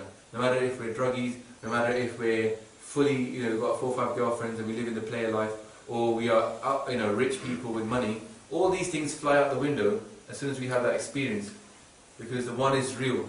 And then we have to live in accordance with the truth of the one, that there is only one. And we have to create that ourselves. Hard work is required, if you see what I mean. Yeah? We have to sow the seeds that we're going to reap the fruits later on. The last line, the word good prasad, has 3, for me, it has 3 meanings. All 3 are totally true and apply at the same time. Yeah? And some people say by the Guru's grace. Prasad means grace. Now we have prasad and Gur Prasad. One way of understanding Gur Prasad would be to say that this is the Mool Mantra now. The Mool Mantra has given us, so far, the Maha Mantra has given us attributes of Vaheguru, names of Vaheguru, so to speak. We've got 5 names so far, and I understand that the Naam is the way. These are all attributes of Vaheguru. Why is Gur Prasad an attribute of Vaheguru? This is the debate, isn't it? Well, why is Gur Prasad an attribute? Surely that's the Guru's attribute and not the attribute of Vaheguru. But actually, the word Gur comes from Guru. Guru means enlightenment, from darkness to light. Yeah? And when we meditate, we get enlightened. See what I mean? And when we connect to that one, it's an enlightening experience. You can't have an experience of the Creator and not get enlightened at the same time. It's an experience. We can't connect to the Creator without having an experience that is profound. And that profound experience in itself is enlightening. So Vaheguru has the attribute of being enlightening. It's one of the intrinsic attributes of Vaheguru, Gur Prasad. He gives, and it's a graceful thing. Vaheguru is having grace upon us when we connect to Him. Which is like the rediscovery, isn't it? Yeah. As well. Yeah. You rediscover the one, so that's why it's a mantra, because you can repeat it again and again and again. Yeah. That's where you go. So from Guru Prasad you can go back to Ik, Omkar. So the Guru Prasad, what is the Guru's Prasad? Ik, Omkar. Yeah. So that Ik, that's why it's a chain. That's why all these things, even Ik, Omkar in itself, when we said to you, you come out from that one, you go back to that one. That's why you go back to Ik after. If you just do the jump of this Ik, Omkar, you go from Omkar, Ik, Omkar, Ik. So it's a similar thing. So exactly. So the Vaheguru is enlightening. No one has ever had an experience of Vaheguru without having some kind of truth and enlightenment happen to them at the same time. Another way of understanding Gur Prasad is, why was Guru Nanak given this mantra at that time? A Sikhi would say is that at that time he was given Amrit from Vaheguru and a job. So his job was to be the Guru. So he was given power at that time. He was blessed with Guruship from the One and told, go out there, I now give you a mandate. And the mandate is, you are now the Guru. You now have the ability to teach people about the truth, the One, Satguru. So he's the Guru of the truth. See when there's Sat now, Satguru. Guru Nanak got given, he was given the Guruship he came from the Sat, from the One, and he's now got the power to join us back to the Sat. So we say in Gurbani, we say, Aise Guru ko bala bala jaiye, aap mukat mohitare. That means, such a Guru, I would be a sacrifice, who is himself free, who's got mukti, and he takes me across. So Guru Nanak Dev Ji at that point, he'd achieved salvation, or whatever you want to call it, at that time. When he was 30, he'd merged with the One. Then he could have stayed there, he was sent back with a mission. Go and free everybody else. In Gurbani, we say that if you can understand the 4 ages, have you heard of the 4 ages? You probably have, right? So you got Satyug, the age of truth, then you got the 2 more, Dwapar and Treta, And then you've got Kaliyug, where we are now. The word Kal Jug, Kaliyug. Is everybody familiar with that word, Kaliyug? Yeah? Some people call it the age of darkness, some people call it the Iron Age. Whatever it refers to, it's an age where if you have a table with 4 legs, in Satyug they had all 4 legs, and it was stable. Morality was there, reality was there, truth was there. In every yug they cut off 1 leg. And now the poor table's only got 1 leg holding it up. Yeah? And it's fallen pretty much right over. And the world is a bit like that. What is true is hidden, and what is false is supreme. You know, we believe in democracy, but there's no democracy. The people who are the most richest are the ones in power. But we say, yeah, we're all people power, democracy. See the illusion? Yeah? Then we don't believe in reincarnation. The truth of it is out there, scientific proof is out there, but no one believes in it. The biggest growing doctrine at the moment is atheism. And it's really, they had a Gallup poll. You don't have it every year, they have a Gallup poll. Every 10 years, sorry. The census, sorry. So Jedi's aside, yeah. But atheism is the fastest growing thing in this country. Yeah, not Islam as they say, but atheism is fast. So more people are don't regardless of like okay, agnosticism I can understand. Because you know, I don't know. Yeah, fair enough, you don't know, that's great. That's a good place to start from. I don't know. To admit you don't know is a good place to start from. To say, I know it's not real, crazy, isn't it? When you can connect to that one, you can actually have an experience of the one, you can say, I don't believe it's real. Yeah? This is atheism. And that's you know, you think ignoring the truth about yourself is what atheism is. You know, it's the real reality of the truth about yourself, where you came from. So, what Guru Prasad is that Guru was given a job, a mandate. Now, when I said at the beginning, let's forget religion for a second. If we can just try and doing that now, just forget there is religion. There's only one creator, and there's all these people that have been sent by that one creator with access to the truth and teachings about the truth. When we see the 10 gurus in a line from 1499 when Guru Nanak became the Guru to 1699 when the Khalsa Panth was made, in that 200-year period, is there any in the history of mankind, like if we look at Kaliyug, is anybody like, can we say, point to 10 people who were sent by the one with the same message consistently? Who lived that life, they actually showed that the world works this way. And they sacrificed themselves to prove it to be true. So for a Sikh point of view, and this is why I say Sikh point of view, from a Sikh point of view, the 10 gurus, they proved the word to be true. They came out of the word and they lived it. Guru Arjan Dev Ji knew the word was true, he ended up getting sacrificed and being killed for it. And Guru Gobind Singh Ji sent his own father off to be sacrificed, and his own sons off to be sacrificed. But he lived this truth fully. And then he gives the Guruship back to the Granth, the holy book, yeah? The word. So from the word it came, and the 10 lived, and they went back to the word. So far as we're concerned, from a Sikh point of view, the Sikh philosophy is that Guru Nanak Dev Ji was sent to take mankind from the Kal Jug, where everything's fallen over, back to Satyug. So the Sikh philosophy would be that we have to establish Satyug on the earth. So the age of enlightenment will come when the truth that Guru Nanak Dev Ji came with is then established back all over the earth. What we just talked about with Ik, Omkar, name is the way, without fear, without hate. That this truth has to be the prevalent truth in the world. And then move back in Satyug. So he's come. So it says, Kal Taran Guru Nanak Ayam. What that means is, Guru Nanak Dev Ji's come to swim us across. Now I know that in the history of mankind, let's say go back like even 5,000 years, which is probably about less than half a yug, yeah? In the last 5,000, so many philosophies have been around. But if you put a Sikh in the middle of a room with a Hindu, a Muslim, a Christian, a Jew, and a Buddhist, and a Jain, I guarantee you that the Sikh can talk to every single one of them. Yeah? Because this philosophy is the same. You know, we can talk to a Buddhist about renunciation and stepping away from the world, being like a lotus flower within the mud, and about meditation and mindfulness and all those things. And then we can talk to a Muslim about the one and worshipping the one and bowing down to the one and having faith in the will of the Raza, of the one. We can then talk to a Hindu about bhajans and singing and reincarnation and the idea of worshipping our Guru and the idea of listening to what the Guru is told and about devotion. We can then talk to a Christian about Christ being the Guru figure and loving his feet. You know, we say loving the Guru's feet is an important part. About Mary Magdalene and her love for Christ. We can talk about singing as a congregational thing. That's so important. And then we could go and talk to somebody who is a Jain and a Baha'i with the same idea. Sikhi is like one of this weird faith where no one knows where to bracket us.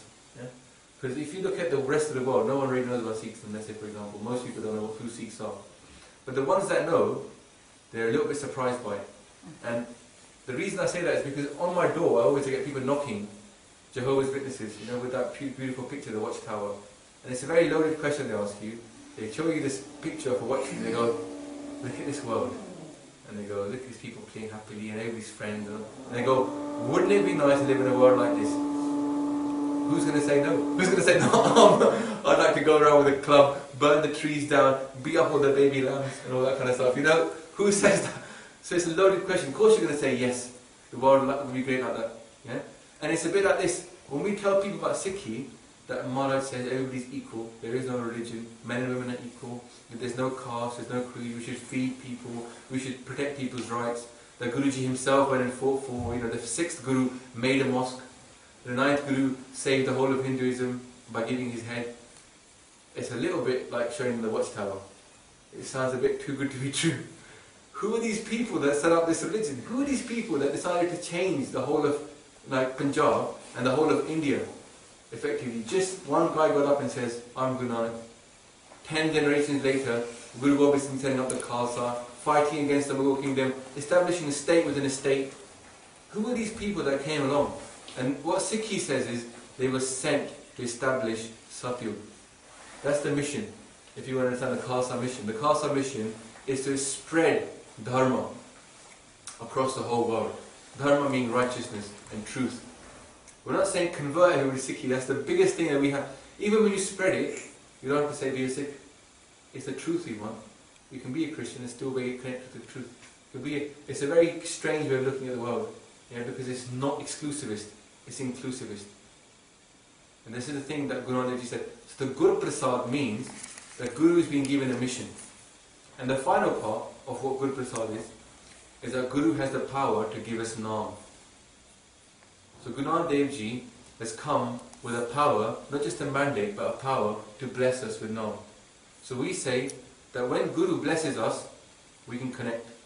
So Guru is like, if you want to say, we're talking about that guy, in Punjabi culture, there's something called Bacholan. Bacholan is, when you get married, a person comes along, takes your details, finds somebody suitable, and hooks you up. And they're the person that hooked you up with your, like a matchmaker. That's the easiest way, like Hitch or whatever, matchmaker. Now, Guru is the matchmaker. We're the bride, and Vaheguru is the groom. So Gurus come as a matchmaker. But also, the Guru is not just a matchmaker, we said the first time, to introduce us to one Guru. Guru is also part of the groom in many ways. Yeah? Guru has the power to bless us with Naam. So when we say, like, why do we bow down to Guru? Because Guru can bless us. And the truth of that is seen by all the Guruships. Guru Angad became the Guru when he got blessed by Guru Nanak. And suddenly he was now gone from a holy Sikh to Guru. He was, divine light incarnate, effectively, manifest. Then Guru Angad blessed Amar Das, and he became Guru Amar Das. Then Ram Das got blessed by Guru Amar Das, and he became Guru Ram Das. He was Jetaji anyway, he wasn't Ram Das, he got called Ram Das afterwards. And it says in Arera Sahib, there's a story about Guru Ram Das Ji. In those days, when you got married, the husband, the father of the bride would say, ask for something, like a dowry. You know the dowry thing? Say, I'll ask for something. So, how Guru Ram Das became the Guru is that he married the daughter of Guru Amar Das Ji. The story goes like this: Guru Amar Das Ji's daughter got to marriageable age, and his wife, who was a great, Sikh, she said, we should marry her off. She's getting to the right age now. And he goes, Guru Amar Das Ji says, okay, fine. What kind of husband do you want? And at that time they were making Harmandir Sahib. You know, they started the work, sorry, in Goindwal, they started the work of making Goindwal. You know where the Boli Sahib is? When you go down 84 steps. And so Guru Gobind Singh says to the wife, what kind of husband do you want for your daughter? And she sees Pai Jethaji, who is Ramdas, you know, becomes Guru Ramdas later on. And she likes him, he's a good Sikh, he's young, he's charismatic, he's doing a lot of seva. She says someone like him will be great. And you know, at that time they used to bring the people to the horoscopes and stuff, yeah? And that was a common practice, so Guru didn't really knock it away. He just said that it's not relevant to him. But they were going to go find somebody to go and find someone like Jethaji. And Guru Nanak says, there's no one like him. It has to be him. So then they married him off to their daughter. And then Guru Gobind Singh says to him, Jethaji, you're marrying my daughter. And at that time, he wasn't a guru. He said, what do you want? I'll give you a boon. And it happens in Sikhi that people are given a boon from the Guru. And even like great Sikhs, you know, when they achieve something, or Guru's happy with them, even nowadays, Guru Sahib comes down in physical form and says, what do you want? I'll bless you with something. So Bhai Jithaji was asked, what do you want? And at that point, he said the shabad that comes in Rera Sahib, which was Asta Gujri Mahela Chota, Har Ki Jan Satguru Satguru Ka Bino Guru Guru Paas, Ham Kire, Kiram Satguru Sarnai, Kadaya, Naam Pargas, Mere Meet Gurdev, Moko Ram Naam Pargas. That's the line. Mere Meet Gurdev, oh my beloved, oh my Guru, who is a Devta, who is the incarnate light of Vaheguru, give me Naam Pargas. Give me that the Naam becomes fully enlightened within me. Let me shine with the Naam. Let me become one with the Naam. That's what he asked for. Clever guy. Of all the things that he could have been asking for, he could have asked for money, you know, whatever he wanted. All he asked for was to give me full Naam. Give me the full Naam. Moko Ram Naam Pargas. And then the next thing he says, Gurmat Naam Mera Pran Sakhai, Har Kirat Hamari Rehras. He goes, with the Guru's wisdom, let the Naam be married to my breath. With every breath, let me say the Naam. The Pran. You know what Pran is? Yeah? It says, let every breath say the Naam. And that's why when we talk about YogaDiaries Mantar in a bit, we're going to do a bit of simmer now and go back to YogaDiaries Mantar. One of the ways of saying YogaDiaries is with the breath. And the deepest form of meditation is Swas, Swas, Simran. Every breath meditate upon the one. So, Can I just ask you a question? Sure. You said that Guru Prasad has three Yeah. meanings. Yeah. Can you just summarise them? Sure. Sorry, I go off on one at a time. So the one meaning is that Vaheguru, the experience of Vaheguru is Guru. We get enlightened. We go from darkness to light, from Gu to Ru. So that's one meaning. So the experience of Vaheguru is enlightening. So that's why it's with Vaheguru's blessings we get Guru. The second meaning is that throughout mankind's history, Vaheguru has sent people with a message for people. Yeah? He sent saints and holy people with a message. Right? And that's what we say, Hara Jug Jug Bhagatabaya. And Vaheguru in every age has sent holy people. Yeah? And we'll go into this a little while when we talk about the Guru Mantar and how it's made up, Vaheguru. And even the syllables correspond to different gurus sent in every age. And in this age, we say, so he sent holy people, and in this age, the person that's here to take us across from the dark age to the right, to the truth age, is Guru Nanak. So this it refers to Guru Nanak Dev Ji being sent with a mission. He's now Satguru. He's been sent, like, sort it out now. A lot of people got sent, they got waylaid, people took the message, jacked it, made it something different. You go and sort it out, set up a lineage that cannot be changed, and set up the truth in earth. The third meaning of Guru Prasad is that Guru has been given the power to bless us with Naam. So when we say, why do we worship our Guru? It's because the Guru can bless us. The Guru's got supreme power. So Guru Nanak Dev Ji's come vested with the power to say to somebody, now, and bless you with enlightenment. So he's got that power. So, but it's not an exclusive power, if you see what I mean. Because Guru Granth Sahib Ji has inside it Kabir Ji, Farid Ji. So we're not the kind of people that walk around saying, we've got the Guru, you ain't. It's a hard path of a Sikh, Because you've got this truth, but you can't go around saying you haven't got it, because it's manifest everywhere. Yeah? But the point is that Guru has this, the undiluted truth as far as we're concerned, because no one was allowed to dilute it. Other people diluted other people's messages, but when it came to Gurus, they wrote Guru Granth Sahib Ji themselves. Yeah? And when the Guru Angad Dev Ji, Arjan Dev Ji, in 1604 or 1605, established Guru Ad Granth, that was done under their own system. And then Guru Gobind Singh Ji himself repeated the whole thing from memory. 100 years later, 1705, they repeated the entire Guru Granth Sahib Ji from memory, back as it is now. And then it was established the Guru in 1708. Yeah? And the same word has been around since then. No one could change even a letter. So that's why we say, for us, the Guru is a depository of all the truth in the world. Because within that depository is Hindu truth, Muslim truth, and every kind of truth you can think about. Yeah? It's an inclusive truth. But it is for us the sounding board.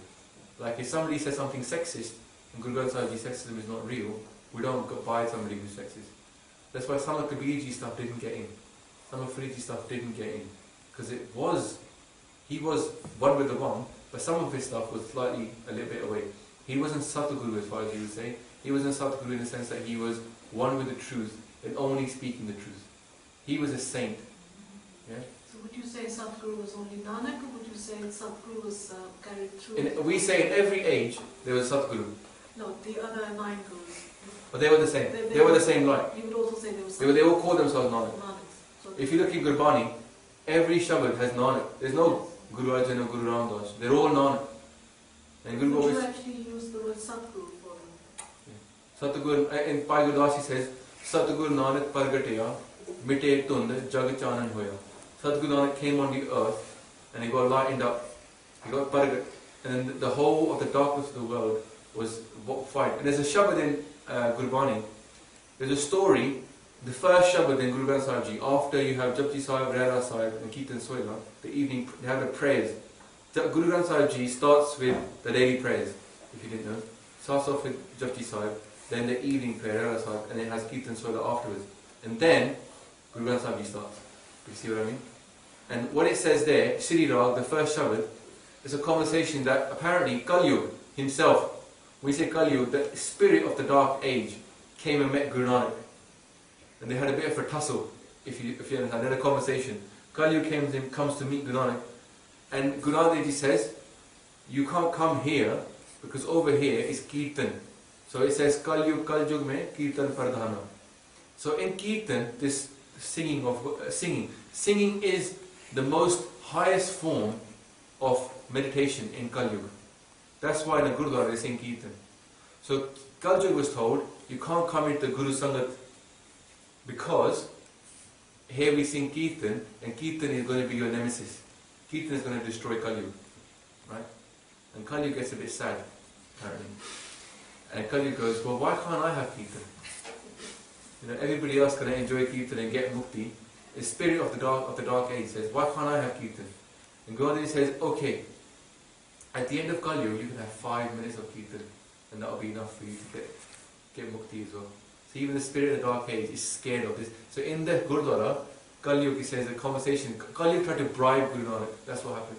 So the first chapter talks about, if I gave you millions of houses and thought, and all that, Guru Nanak says, that wouldn't equal even 1 second of saying Vaheguru, or connecting to your name. So that it goes, even if I gave you gold and women and all these things, that first chapter, if you read it, you'll see, it talks about what Kaliyug offers Guru Nanak, and Guru Nanak turns it down for the sake of the Naam. And he says, in this world, Kirtan is the most important thing. So that's a funny thing we talk about. So in this, we'll talk about this when we get to Vaheguru Mantar, but in this Yug, dark age, we say Guru Nanak Ji's come as Satguru. Yeah? The divine light, the truth, the only truth. Not the exclusive truth, but the fully truth. So jap obviously means to chant. And the next 4 bits are such, yugas, such, happy, such, nanak, sleepy, such. This is what Guru Nanak said after that. After he'd been given the Maha Mantar of the Guru Prasad, he then said this. Jap, Aaj Sach, Jugaad Sach, Happy Sach, Nanak. And what that means is, before time began, Vaheguru was true. Yeah? Then when time began, when the ages began, these 4 ages, that we'll talk about now after this, then at that time Vaheguru was true. And then, now, hair be such, now, Vaheguru is true. When we say, is Vaheguru true? Right now we can connect, we can have that spiritual experience, right now. And then always and forever, Nanak says, will always be true.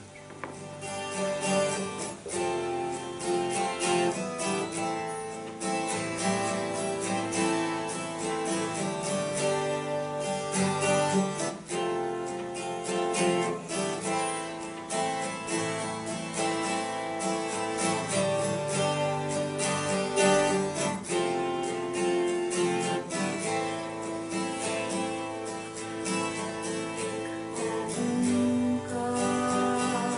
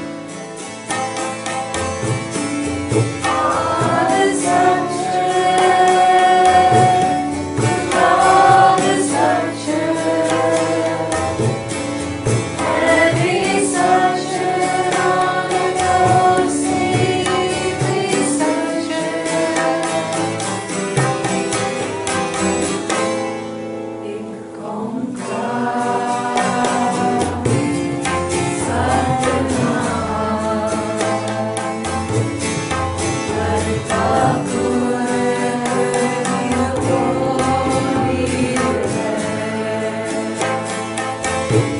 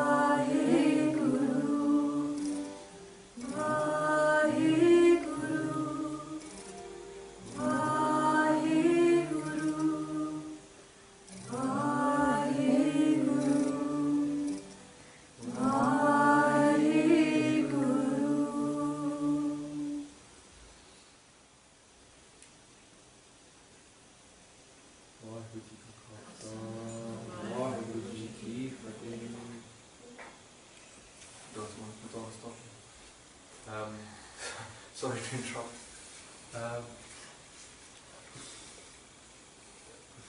The thing about Vaheguru Mantar is,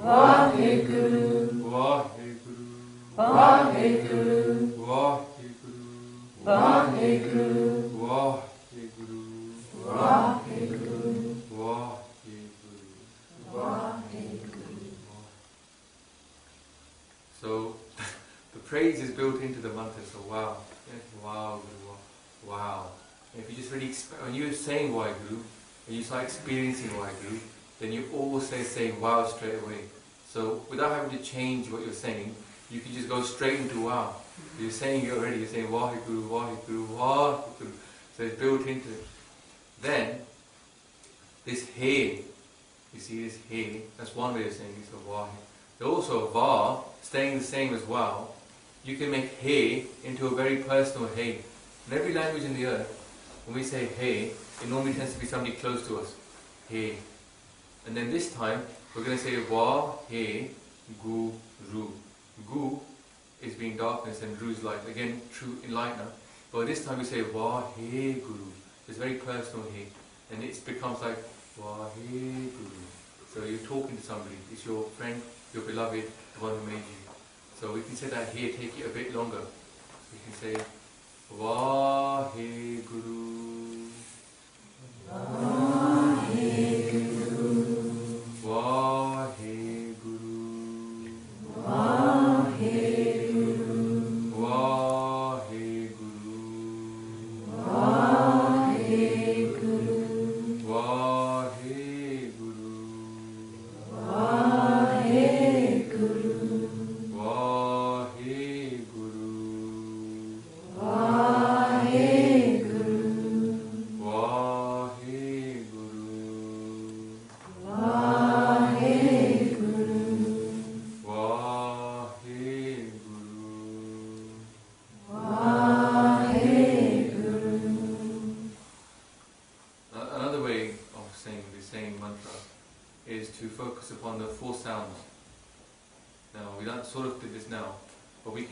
Through them, and instead of thinking about anything, just think about the four sounds and how they make us feel. Is Vaheguru. Now, the four sounds being relevant for this reason, and Bhai Gurdas gives the same idea. We say go back to Bhai Gurdas because he's been blessed by Guru Arjan, and he lived with Guru Ramdas. Remember, that was Guru Amardas was his. He was a nephew of Guru Amardas, and he lived with Guru Ramdas as one of his six, and he lived with Guru Arjan Dev as one of his six. And he was given a seat to go and preach in a place, in a manji. And then finally, Guru Gobind Singh did his Kirtan Sora and set his body on fire. So he was one of the two Sikhs, very blessed throughout the first 5-6 Gurus. Another Sikh was Baba Buddha Ji. Baba Buddha Ji was from Guru Nanak Dev's time, all the way through to Guru Gobind Singh's time. He was born, and he was a little boy at Guru Nanak Dev's time. He lived until the 6th Guru. So, Bhai Gurdas Ji, he says, that the Vaheguru Mantar, the four sounds correspond to the 4 ages. Yeah? And I'm going to just make sure I get this right. So he says that in each age there was a Satguru. Yeah? There was a Guru of the truth, a person who was totally one with the truth, and he was come to teach us the truth. In every age. And in this age, he says basically Guru Nanak Dev Ji. And he goes to the 4 ages and what he says about each 4 ages. I want to go to this. So he says that in Satguru, in the true age, the truth, age of truth, at that point, the Satguru was somebody called Vasudev. And Vasudev, he gave the sound of Vava. And the Vava comes from the mantra that he gave. The mantra he gave was Vishnu. Vishnu was the mantra that he gave. And the Va, the Vaheguru in Punjabi has 4 syllables. Because Punjabi, the vowels are attached to the the vowels are attached to the consonants. So there's four letters, 4 consonants: Va, He, Gu, Ru, Va, Va, Ha, Ha, Ga, Ga, Ra, Ra. And attached to them are the vowel sounds, right? So the V starts with the R. The V stands for Vishnu, he says. And then Vishnu was a mantra given by Vasudev. Then in Dwapur he said the Satguru was Hari Krishna. Why do you say Hari Krishna, Hari Rama? Yeah? Hari Krishna was the Guru of the second, the Dwapar. And he gave everybody the mantra of Hari Hari, Hari Hari, Ha Ha. starts with her. So that's where the her comes from. Yeah? Now these are just 4 syllables, so they're not corresponding to each age, but va, he, they come from the different ages. Right? Then he says that in Treta, the 3rd age, at that time it was Govind. And Govind refers to Krishna. No, Govind is the name of Satguru, and he gave everybody Govind Naam. This was the mantra given, Govind, the Govind, the Govind. Yeah? And you know he says in Gurbani, Hey Govind, Hey Gopal. That's referring to, because Govind means the person who, I think it refers to, the word Go comes from cow. Anyway. And Gopal also means the one who looks after cow. But the point is, the Guru at that time was Govind, and he gave everybody the mantra of Govind, the Govind. This is what they used to say. Gaga Govind. Yeah? Then, he says that in this Kaliyug, sorry, I've got this wrong, my mistake. Sorry, I got that wrong. So in Treta, Satguru was Ramji. Ramji, yeah? Ram, we heard Rama. And Hare Rama, Hare Krishna. So Rama. And Rama gave everybody the mantra of Rara Ram. That was the 3rd one, Ram. Yeah? So he said Ram, Ram, Ram, Ram. And it says in Gurbani as well, Ram, Ram. It comes in there, Gurbani, quite a lot. Yeah? It says Ram, Ram, Kois Devat Bhagi. The lucky ones find it by saying Ram, Ram. Then in the 4th, he says, that in the Kaliyug, the Guru was Guru Nanak. And he gave everybody Govind. He said, to sing Govind. Right? But, after he gave everybody Govind and all, he says that Guru Nanak combined all 4. From the 4 ages, the 4 sounds were combined into 1/5. And this 5th one, he says, Chare joge cho jugi panchai vich aap samaye, charo achar ek kar, make them one, Vaheguru Jap Mantar Japave. So he made all 4 into one. This is where Vaheguru came from. So this mantra is given the 5th status, as in supreme, because it's a combination of all 4. It's been combined to make one mantra called Vaheguru. It's the ultimate mantra because it attracts all 4 ages into one. So this time, when we say Vaheguru, try to think about Vaheguru. Just let's try this time thinking of all the 4 ages. Now, effectively, our soul has been around for 4 ages. Yeah? Because we didn't make it in Satguru or Treta or Dwapar. Now we're in Kaliyug. And this is the age for us to make it if we can. Yeah? So we've been around for a long time. And it says in Gurbani, Bahut janam ke vichre the madho, ye janam tumhare lekhe. I've been separated from you for so many ages, so many lives. This life I dedicate to you. Yeah? So imagine now, Guru Nanak gives us a mantra which covers all 4 ages. As long as humanity has been around. And this Vaheguru Mantar is the one that he's given us. And we're going to say it slowly and try to imagine how long it's been around for. And then how it works perfectly for those 4 ages as well. So we just do it slowly. So that Vaheguru.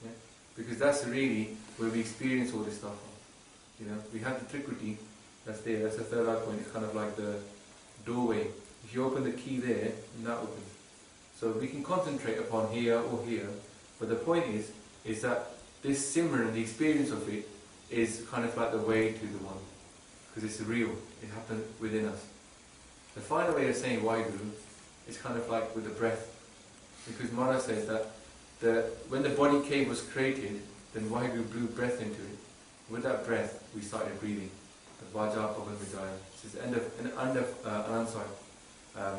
It says, Harjiyo Gupa Andar Rakhe, Vaja Pavan Vijaya, Vijaya Vaja Pavan, No Dware, Pargat Kiye, Daswa Kuptrapaya.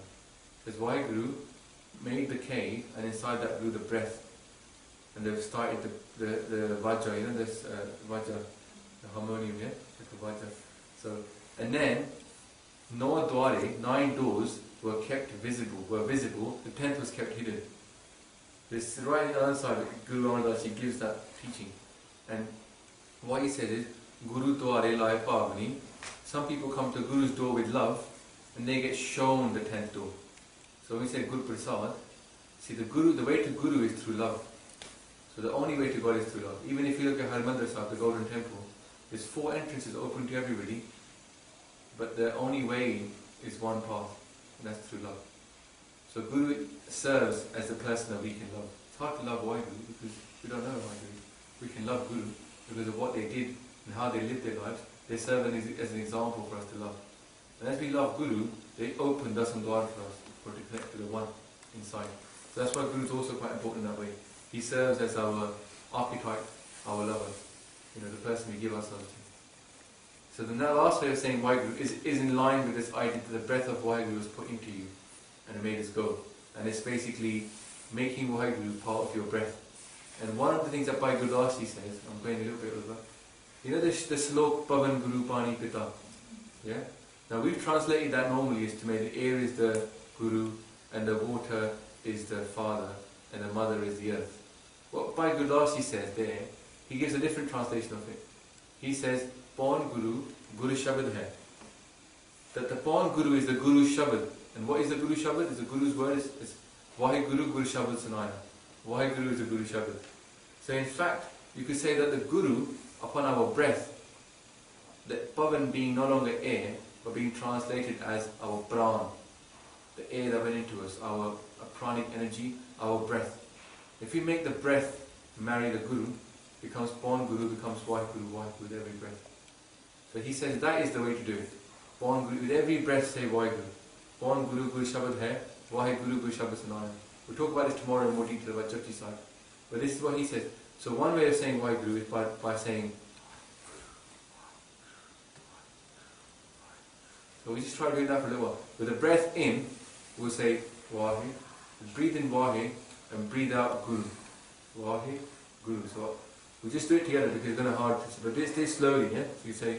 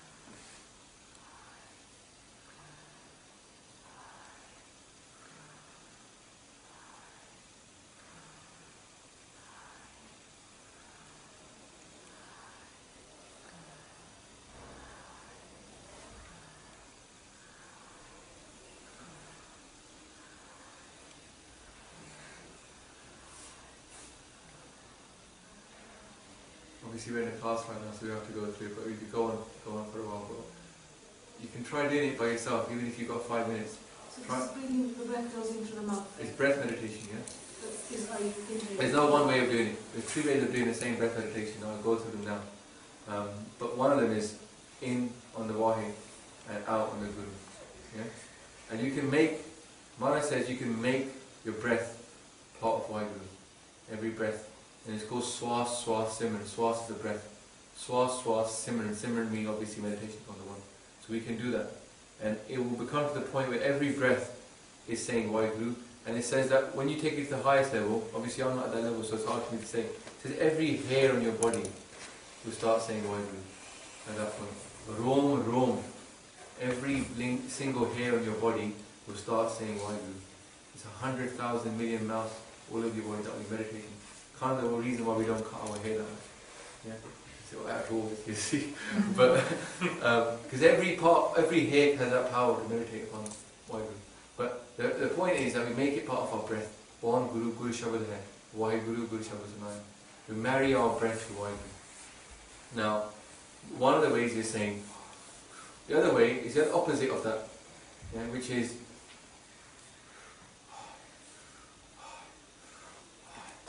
so do that for a little bit because it's quite powerful as well. So I'm not saying there's any prescriptive way of saying Vaheguru. The reason I say that is because whatever works with you, go for it. So we'll start doing it this way. So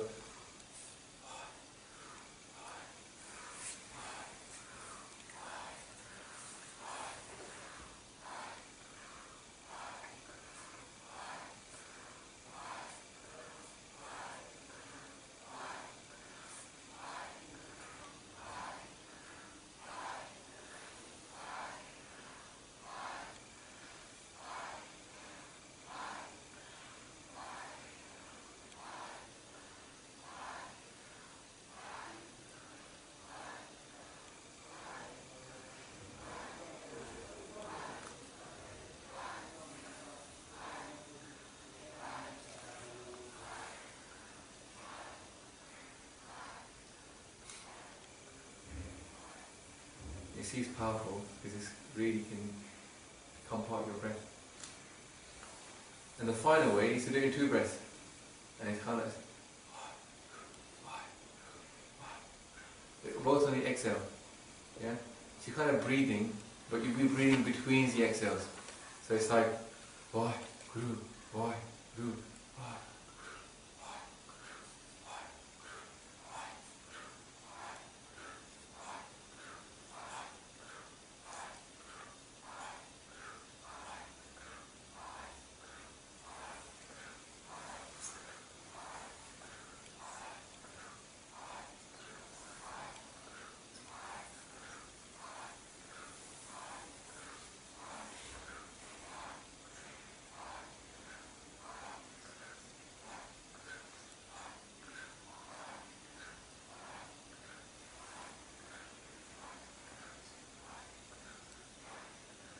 This one seems to emerges with the breath of fire really well. You see it straight away, it's very pranic, it comes out from here. It will come out of you. What I'm saying is, there's no right way of saying Vaheguru. Just say Vaheguru. After some point, it stops becoming a mantra, it starts becoming a connection, and you start having love with the Creator. And the name you use becomes your marriage. Your name becomes your husband. The name becomes your worship. Everything becomes but the Naam. That's why when we sing Aarti in the evening, you know that Aarti Shabad? Yeah, Gopal. And it starts saying, one of the things, Naam Tero Aarti Majana Murari Har ke Naam bin Chuthe Sagal Pasare. Without Naam, everything is fake. And Naam is the worship. Naam becomes the sandalwood, Naam becomes the candle, Naam becomes the diva, Naam becomes the fire, everything becomes the Naam. Naam, Naam, Vaheguru, Vaheguru.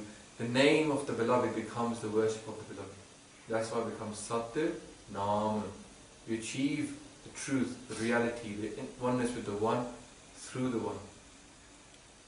And if, just to bring up a line here of Sat Naam, you know, there was a story once of Guru Nanak. He went down south and he was speaking in Sri Lanka, because you know he travelled like the second most travelled person in humanity. I don't know if you knew that. But if you look in the history of mankind, Guru Nanak is the second most travelled person in humanity, because he went from Tibet, Sri Lanka, Mecca, all these places he travelled, is recorded. He had 4 big journeys. And then when he was down south, he met this king, and the king tried to bribe him with gold and with women. It didn't work. So he said, you know, I follow you. You want you to be my guru. What can I give you? The Guru laughed at him and said, what can you give me? And he says, all right, I'll give you my kingdom. And Guru said, but the kingdom, it's not going to stay with me. It's not going to stay with you. You have to pass it on. Even the queen now has to pass on the kingdom, right, to somebody. We celebrate her, but we're worried. When she dies, who's going to be next? Charles? He's a bit of a joker. I wanted to go to William, but we can't get to go to William because the royal succession is that it has to go to Charles. You can't break the rules, otherwise what's the monarchy then?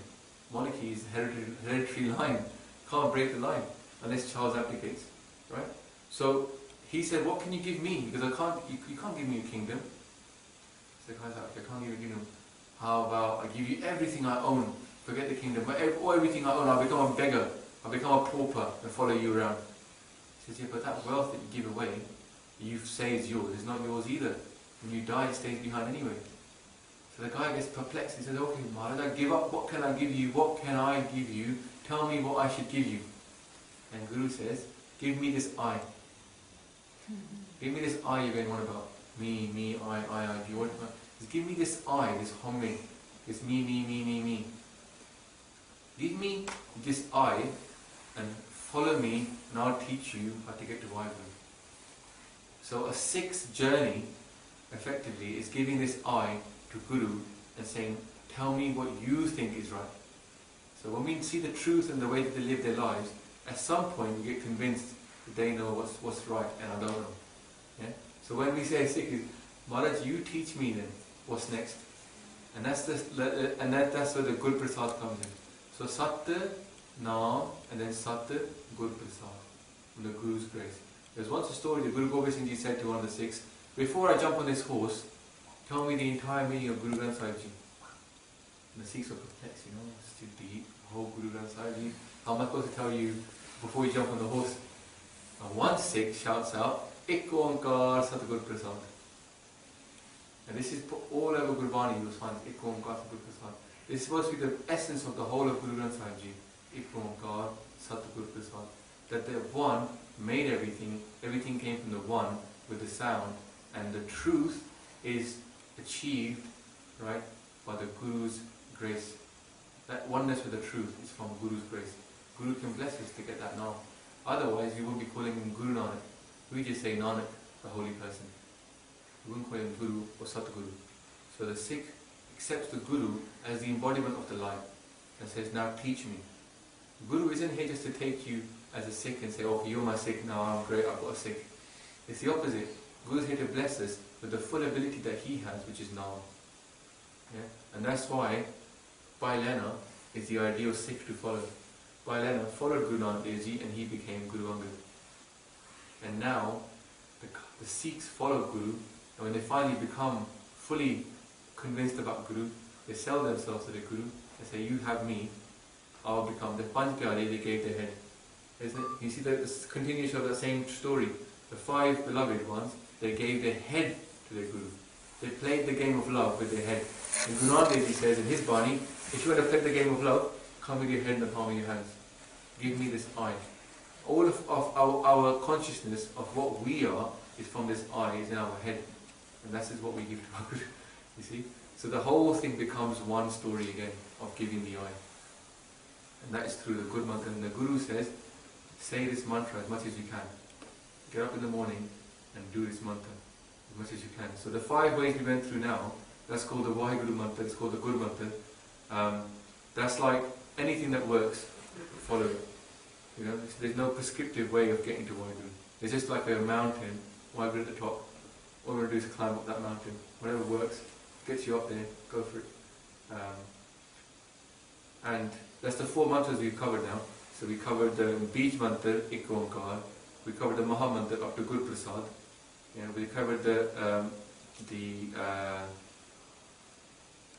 whole of the Mool Mantar up to Nanak Kosiki such. And the 4th one is the Guru Mantar. And then tomorrow, in the afternoon, we'll go through Japji Sahib, where that's called the Mala Mantar. Now, if you know what a mala is, it's the bead. It's like one of those, a rosary. It's the string of beads. So Japji Sahib is supposed to be called the Mala Mantra, in the sense that reading one Japji Sahib is like reading one Mala of Bart or Simran or whatever. And it's kind of like the essence of the whole of Guru Granth Sahib as well. So we'll go into that in more detail. Sorry for taking up a little bit more time. I hope that was helpful. Everything that I've taught today is really by Guru's grace. So, you know, there's videos online that we've posted that are very similar to this. There's a YouTube channel that we started with Guru's grace called Basics of Sikhi. But please forgive any mistakes I made, anything I said that were wrong. And really, we can just try and listen to Guru Nanak Dev Ji and what he said. You know, we'll be blessed in this life. So, Guru to come after, Vaheguru Ji ka Khalsa, Vaheguru Ji ki Fateh.